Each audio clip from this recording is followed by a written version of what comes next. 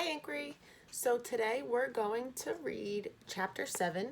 We're getting towards the end of Tales of a Fourth Grade Nothing. So real quick, I'll just recap Chapter 6 and then we'll get right into reading. So in Chapter 6, which was called Fang Hits Town, right? Remember, Fang is Fudge because he got his two front teeth knocked out.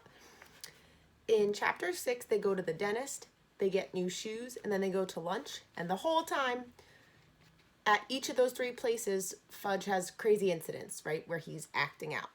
So again, chaotic. And then at the very end of Chapter 6, Peter, the main character, right, the fourth grader, says, I just looked out the taxi window and decided that I would never spend a day with Farley Drexel Hatcher, that's Fudge, again. So that's where he left us, and now we'll see if that's really going to be true, because it seems like he's always spending time with Fudge. It's been happening in the whole book, right? So we'll jump right into Chapter 7. It's called The Flying Train Committee. Thinking about what that might mean. Okay. In January, our class started a project on the city. Mrs. Haver, our teacher, divided us up into committees by where we live. That way we could work at home. My committee was me, Jimmy, Fargo, and Sheila. Our topic was transportation. We decided to make my apartment the meeting place because I'm the only one of the three of us who's got his own bedroom. In a few weeks, each committee has to hand in a booklet, a poster, and be ready to give an oral report. The first day we got together after school, we bought a yellow poster board.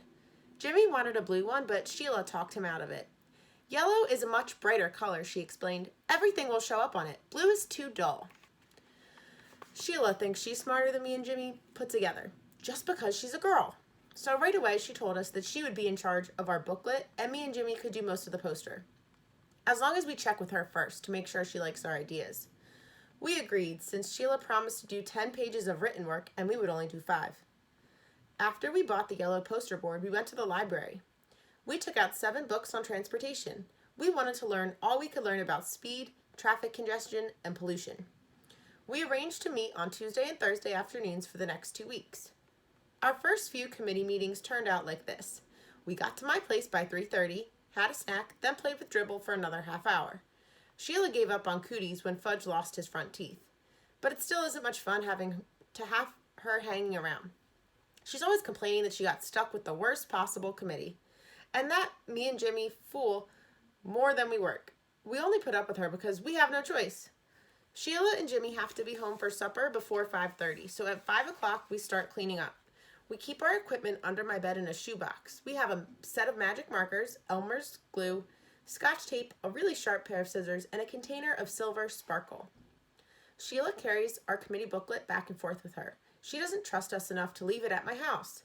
The poster board fits under my bed, along with our supplies. We stack the library books on my desk. The reason I make sure we clean up good is that my mother told me if I left a mess, we'd have to find someplace else to work. By our third meeting, I told Jimmy and Sheila that I'd figured out the solution to New York City's traffic problems. We have to get rid of the traffic, I said. There shouldn't be any cars or buses or taxis allowed in the city. What we really need is a citywide monorail system. That's too expensive, Sheila said. It sounds good, but it's not practical. I disagree, I told Sheila. It's very practical. Besides, getting rid of traffic, it'll get rid of air pollution, and it'll get people where they're going a lot faster. But it's not practical, Peter, Sheila said again. It costs too much. I opened one of my books on transportation and read Sheila a quote. A monorail system is the hope of the future. I cleared my throat and looked up. But we can't write a report just about the monorail, Sheila said. We'll never be able to fill 20 written pages with that. We can write big, Jimmy suggested. No, Sheila said. I want a good mark on this project. Peter, you can write your 5 pages about the monorail system and how it works.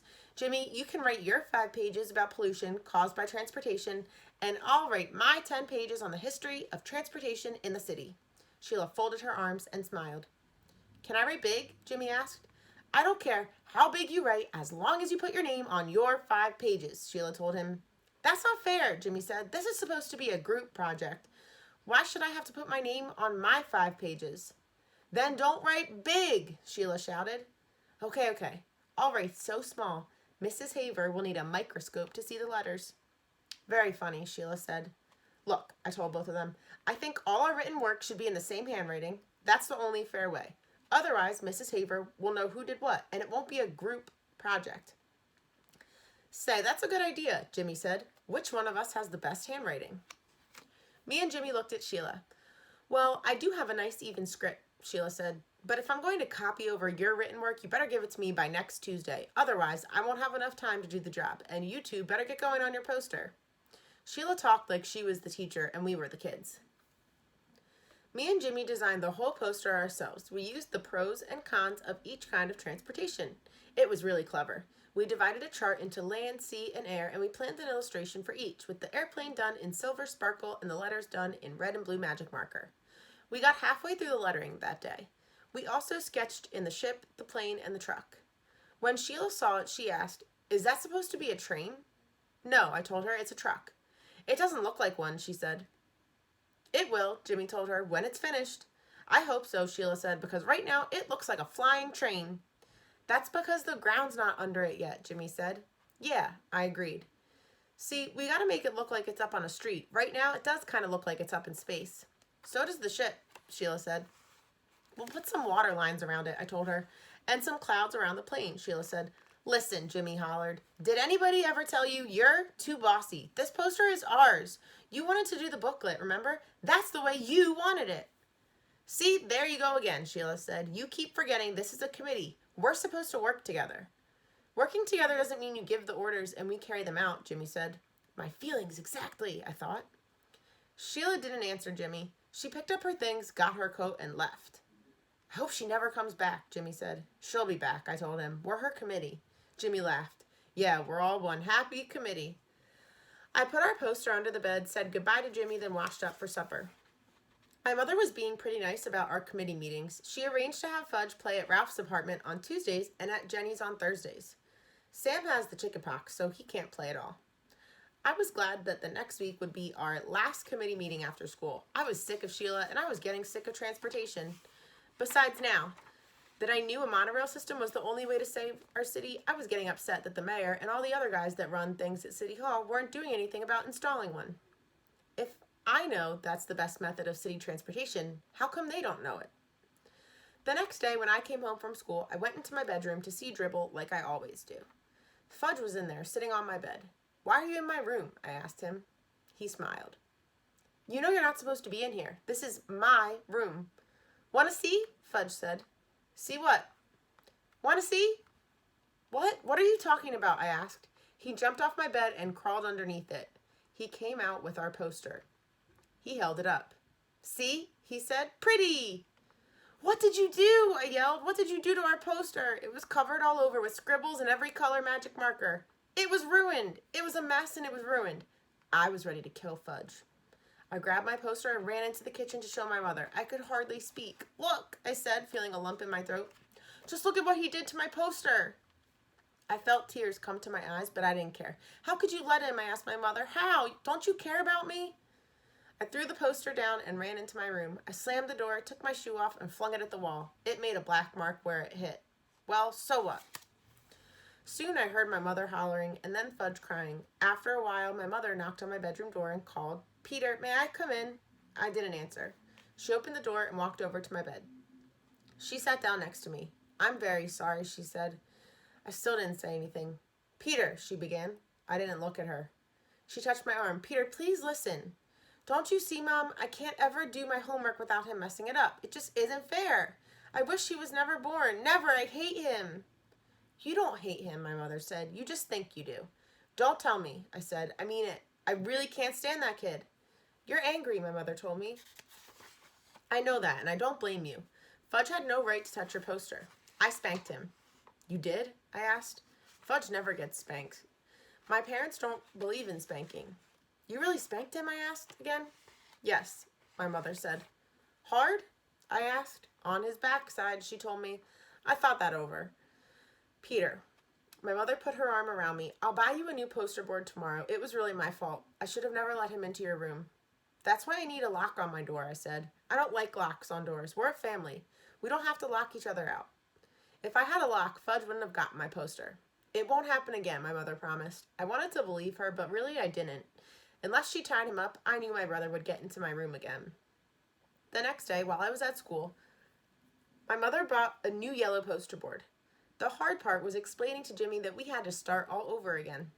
He was a good sport about it. He said this time he'd make sure his truck didn't look like a flying train. And I said this time I'd make pencil marks first so my letters didn't go uphill. Our committee met that afternoon. Sheila didn't mention the last time, neither did we. Me and Jimmy worked on the poster while Sheila copied our written work into the booklet. We'd be ready to give our oral report to the class on Monday. Not like some committees who hadn't even started yet. By 5 o'clock we had finished our poster, and Sheila was almost done with the cover for our booklet. Jimmy walked over and stood behind her, watching her work. After a minute he yelled, "What do you think you're doing, Sheila?" I got up from the floor and joined them at my desk. I took a look at the cover. It was pretty nice. It said, "Transportation in the City." Under that it said, by Sheila Tubman, Peter Hatcher, and James Fargo. And under that, in small letters, it said, "Handwritten by Miss Sheila Tubman." Now I knew why Jimmy was mad. "Oh no," I said, holding my hand to my head. "How could you?" Sheila didn't say anything. "It's not fair," I told her. "We didn't put our names on the poster." "But the cover's all done," Sheila said. "Can't you see that? I'll never get the letters so straight again. It looks perfect." "Oh no," Jimmy shouted. "We're not handing the booklet in like that. I'll rip it up before I let you." He grabbed the booklet and threatened to tear it in half.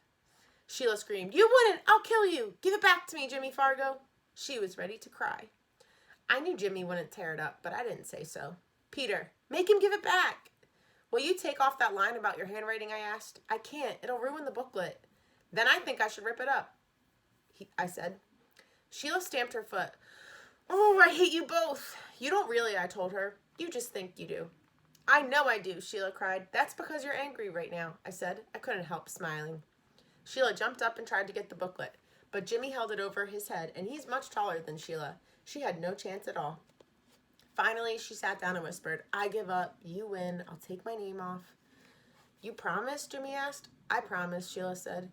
Jimmy set the booklet down on my desk in front of Sheila. "Okay," he said, "start." "I'm not going to make a whole new cover," Sheila said. "What I'll do is turn this bottom line into a decoration." She picked up a magic marker and made little flowers out of the words. Soon, "Handwritten by Miss Sheila Tubman" turned into 16 small flowers. "There," Sheila said. "It's done." "Looks pretty good," I told her. "It would have looked better without those flowers," Jimmy said, "but at least it's fair now." That night, I showed my mother and father our new poster. They thought it was great, especially our silver sparkle airplane. My mother put the poster on top of the refrigerator so it would be safe until the next day when I would take it to school. Now I had nothing to worry about. Sheila had the booklet, the poster was safe, and our committee was finished before schedule. I went into my room to relax. Fudge was sitting on the floor near my bed. My shoebox of supplies was in front of him. His face was a mess of magic marker colors, and he was using my extra sharp scissors to snip away at his hair. And the hair he snipped was dropping into Dribble's bowl, which he had in front of him on the floor. "See," he said, "see, Fudge, Fudgy's a barber." That night, I found out hair doesn't hurt my turtle. I picked off every strand from his shell, I cleaned out his bowl and washed off his rocks. He seemed happy. 2 things happened the next day. One was my mother had to take Fudge to the real barber to do something about his hair. He had plenty left in the back, but just about nothing in front and on top. The barber said there wasn't much he could do until the hair grew back. Between his fangs and his hair, he was getting funnier looking every day. The second was my father came home with a chain latch for my bedroom door. I could reach it when I stood on tiptoe, but that brother of mine couldn't reach it at all, no matter what. Our committee was the first to give its report. Mrs. Haver said we did a super job. She liked our poster a lot. She thought the silver sparkle airplane was the best. The only thing she asked us was, how come we included a picture of a flying train?